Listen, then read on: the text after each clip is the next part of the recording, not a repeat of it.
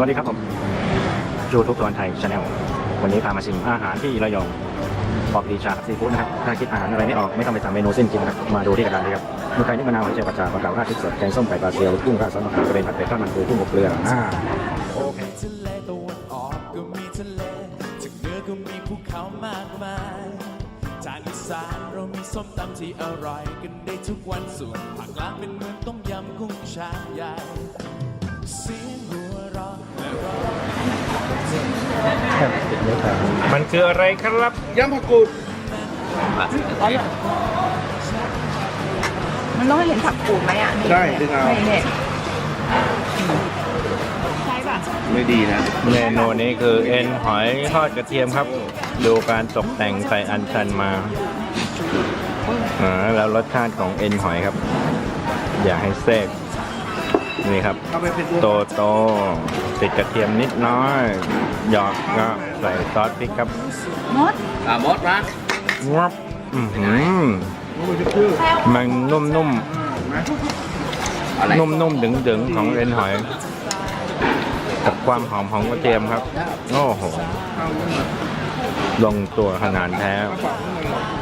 ได้เด็กมดอันนี้กินได้ป่ะกินได้แต่ว่าสุกจะดีกว่าอันนี้คืออะไรครับยอดห่อหมกทะเลห่อหมกทะเลนั่นเองโอ้โหแล้วตามมาเดียวไหมคะพี่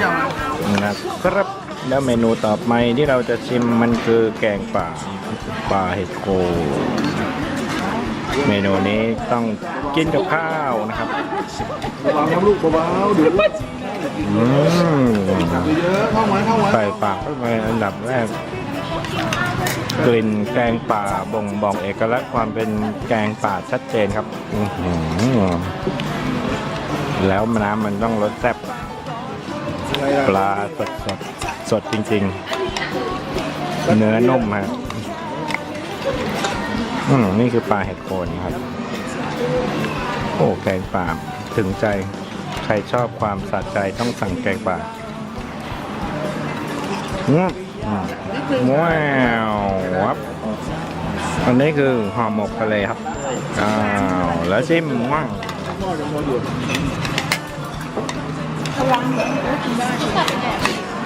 เปรี้ยวมันอร่อยนี่มันรสมันยากจะบรรยายครับอร่อย